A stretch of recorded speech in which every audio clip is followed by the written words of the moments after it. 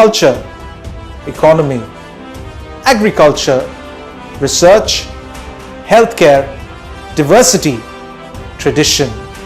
If we're asked to describe what India means to every one of us, it might take days, hours, or even weeks for us to do it. And that's understandable when we have 75 years of greatness behind us. As we celebrate another reminder that our amazingly resilient nation won independence a single year since, we at the New Indian Express wanted to join you in reliving some of those unforgettable moments and landmark achievements that we do. We are 75 of India's most intelligent, vibrant, and well-spoken school students from all across the country. We've got people from the length and breadth of various schools to look at some of India's most defining sectors and talk about how the last 75 years have been, and also look into the future and foresee how the next 75 years are going to be. Interesting, isn't it? Well, we're bringing it to you all year around as India enters a landmark year since independence. So without further ado, ladies and gentlemen, let's listen to young India. What is India today without its science, technology, innovation and research?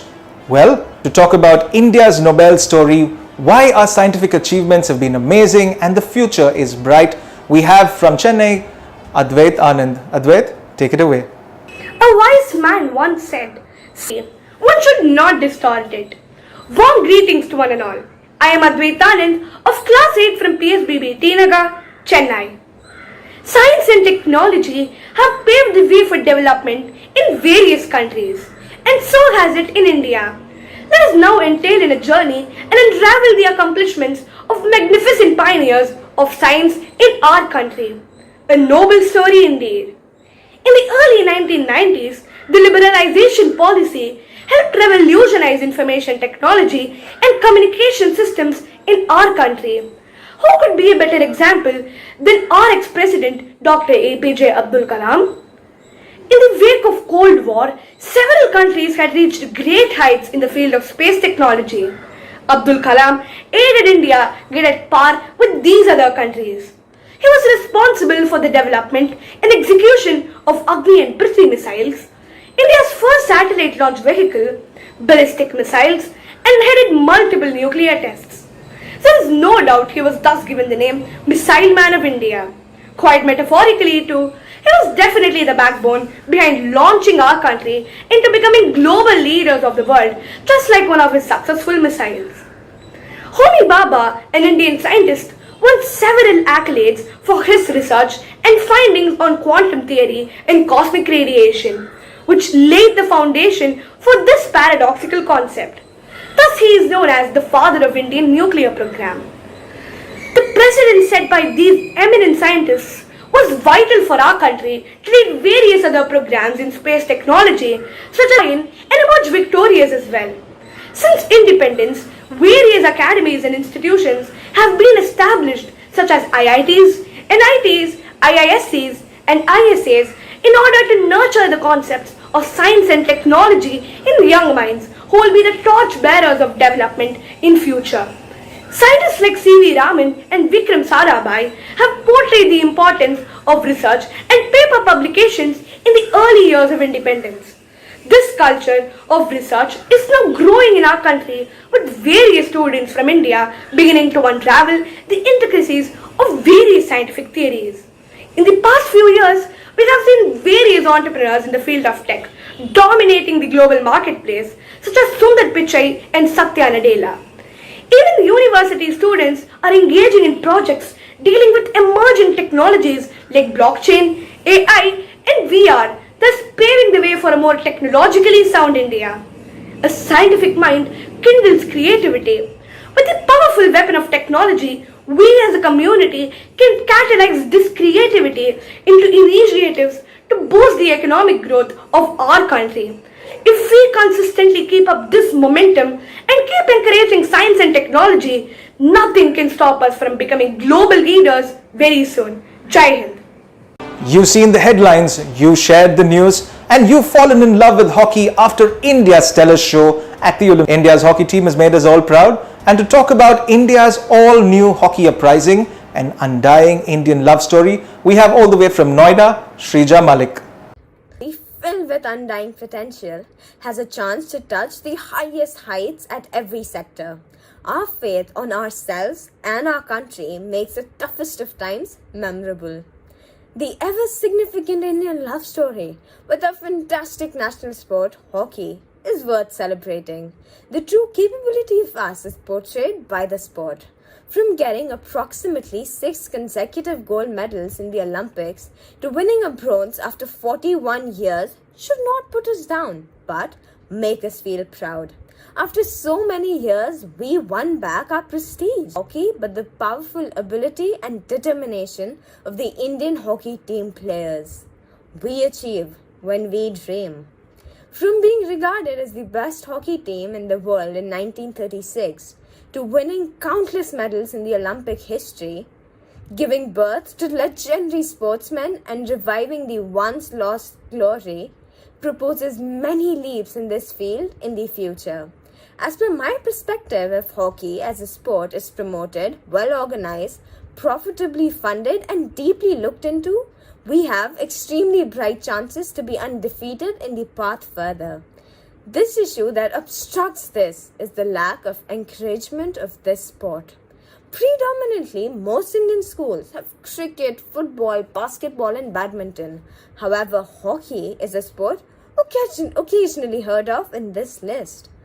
The unfortunate fact is that many people find it hard to accept sport. Why? Just because of the insufficient exposure to the sport. If educational institutions inculcate the sport and teach it appropriately, the youth, our future, would know and learn the sport, further pursuing it and persuading or motivating more people. Just a bit start and tons of determination leads to indefinite results.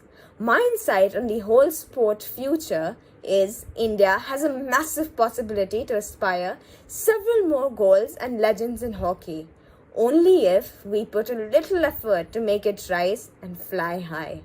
I know we can do it. At last, we are the India. You are never a loser until you stop trying.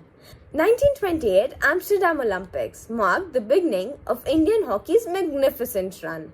The Indian men's hockey team, led by legendary Dhyan Chand, won their first Olympic gold medal. They repeated the feat at the 1932 Los Angeles Olympics and the 1936 Berlin Olympics to complete a memorable hat-trick and cement their status as the world's most dominant hockey team.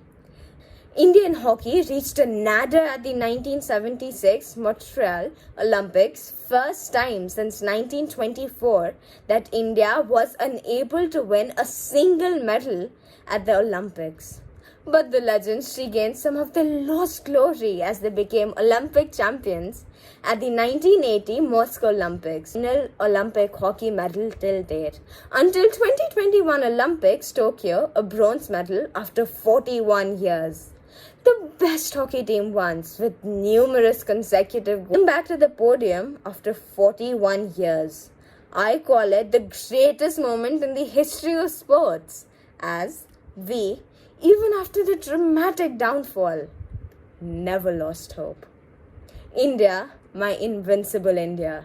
Happy Independence Day to everybody. Signing off, Shrija Malik. All the way from Tiruvalla is Kaijun Devakar, who's here to talk about something that we in India are very passionate about. That's right, agriculture, green thumb, all about India's green revolution and how technology has transformed everything from the tractor to IoT-enabled agriculture. Let's hear it from Kai. Agriculture means more than agriculture.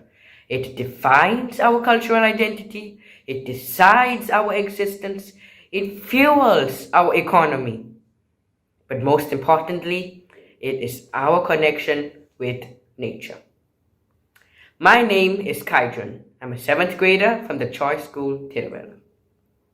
In 1943, our nation faced one of the worst famines in our history. Nearly 3 million people lost their lives in the Bengal famine. Since independence, our agriculture sector has grown 4 times in terms of average farm yield. Our nation has taken several bold social reforms, such as abolishing the zamindari system, putting ceilings on land holdings, reformed tenancy laws, and consolidated landholding. Jai Jawan, Jai Kisan, the famous slogan from our former Prime Minister, Lal Bahadur Shastri, shows the importance of our agriculture sector along with our defense sector. We had a green revolution and a white revolution in the 60s. As we celebrate 75 years of independence, we must ask an important question. How can we bring our agriculture sector towards a sustainable future? We still have 60% of our population depending on our agriculture sector. The challenges ahead of us are tough and complex. We must tackle the risks associated with climate change. We must ensure our food security without compromising our food safety. We must evolve, innovate, and adopt new techniques into farming. We must bring our young generation into farming. We need to do more research and development, and we need to harness the possibilities through technology. I have a simple and radical solution to one of the major challenges that the agriculture sector is facing. My grandfather's farm faced a water shortage a few years ago. He spent thousands of rupees on digging bore wells, but he had no luck. Several farmers in our community are also facing a water crisis, be it drought. My solution. We must involve bigger corporations to invest in mega irrigation projects. They can come up with advanced water management systems to ensure and provide affordable irrigation solutions for our farmers. Let us invest in our agriculture sector. As the saying goes, once in your lifetime you may need a doctor or a lawyer, but 3 times a day you need a farmer. Thank you. Everybody loves talking about the economy all year around, and it's not just a budget thing. Well, from Hyderabad, we have Charu Hasani to talk about the rupee's journey, India's currency in the global market, and how it has risen over time. Well, the glorious India that you see today was not all that hunky-dory when it all started. India's democratic freedom was unique among the world's newly independent states. The nation has faced religious violence, casteism, Naxalism, terrorism, and regional separatist insurgencies. We were known to have the best of natural resources, minerals, etc. First the Mughals, then the British had plundered all of that. They left us with 16% literacy rate, no infrastructure, roads, power, and deep-rooted poverty. We were called as the land of snake charmers and peasants.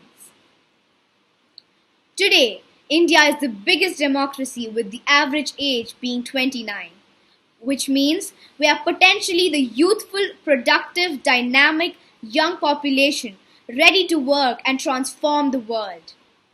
We are also known as the pharmacy of the world, supplying 60% of generic medicines and vaccines globally, and the most 55% of India's GDP, attracting significant foreign investments and providing large-scale employment with an expanding IT industry. India is considered a technological superpower and the world's office.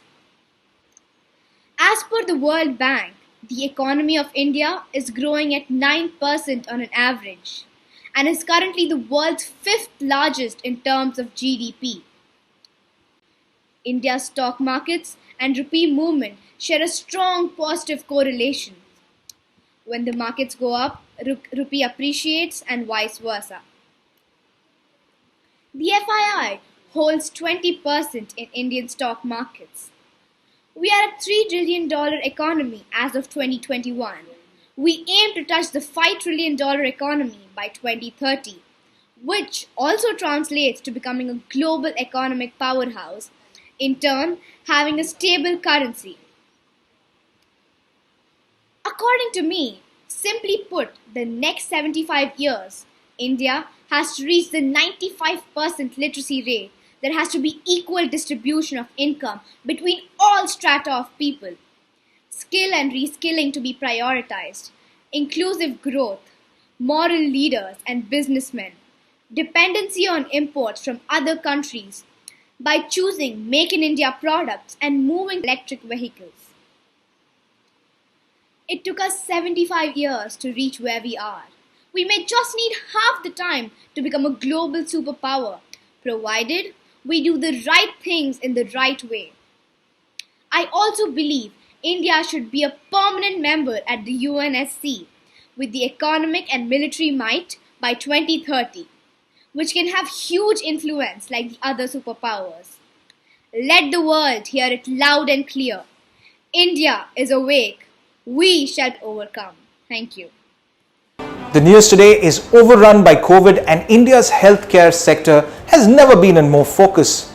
Well, Minerva Siddhi from Bhubaneswar about India's immune response and the country's incredible immunization journey and what comes next. At the outset, let me quote and remind ourselves the legendary poet Kalidasa. Sarira madhyam khado dharma sadhanam. Good health is essential for a happy and fruitful life. It's also equal prevention is better than cure. Ever since the discovery of the first vaccine against smallpox by Edward Jenner, humanity became aware of the various forms of microbes and wrought havoc. During colonial rule, some preventive measures were taken, but they weren't adequate for a vast and diverse topography like India. After independence, smallpox, polio, diphtheria, cholera, malaria, etc. assumed epidemic proportions and caused millions of deaths and infirmities. But with our sincere efforts and strong immunization drive, we were successful in eradicating smallpox and polio completely. Vaccine against TB, malaria, filaria, etc., though not eradicated completely, are controlled to a large extent. Triple antigen vaccination to newborn babies has saved many precious lives. Due to just 32 years at independence is 70 years at present, which is at par with any developed nation. As time advances, new forms of microbes either develop naturally or are lab designed. HIV, H1N1, Zika, Ebola, Japanese encephalitis, etc. invaded very quickly as the world is getting transferred into a global village. With our strong immunization drive, India not only withstood the onslaughts, rather been able to support others in the time of need. The present COVID-19 virus, which originated in Wuhan, is a matter of global concern. The COVID crisis has clear lessons for what we can do now to stop necessary action. Another pandemic is inevitable in the coming years. For future pandemics to be managed more effectively and efficiently, we have to advance in biotechnology. Through further research, we may soon have the capacity and capability to replace existing vaccines with antigens that are more efficacious, safer, and less expensive. These vaccines, with improved immunogenicity and stability, will help in utilization of immunization. In the next 75 years, India will produce recombinant DNA vaccines that will contain RNA of a virus harmlessly. We have to advance in biotechnology. Through further research, we may soon have the capacity and capability to replace existing vaccines with antigens that are more efficacious, safer, and less expensive. These vaccines, with improved immunogenicity and stability, will help in utilization of immunization. In the next 75 years, India will produce recombinant DNA vaccines that will contain RNA of a virus harmless to humans, and once injected will produce large amounts of antigen that will stimulate our immune system. The foundation of nanotechnology based pharmaceutical industry of India is capable to cope with unforeseen circumstances that may occur in the near future. Jai Hind. India, It's more than an emotion. It's more than mere words. It's more than just a country. It's what defines us. It's who we are. So join us. Let's celebrate India at 75. I'd like to take this opportunity to wish every single one of you a very happy Independence Day. Remember, stay safe, wear a mask, get vaccinated. Let's fight COVID together.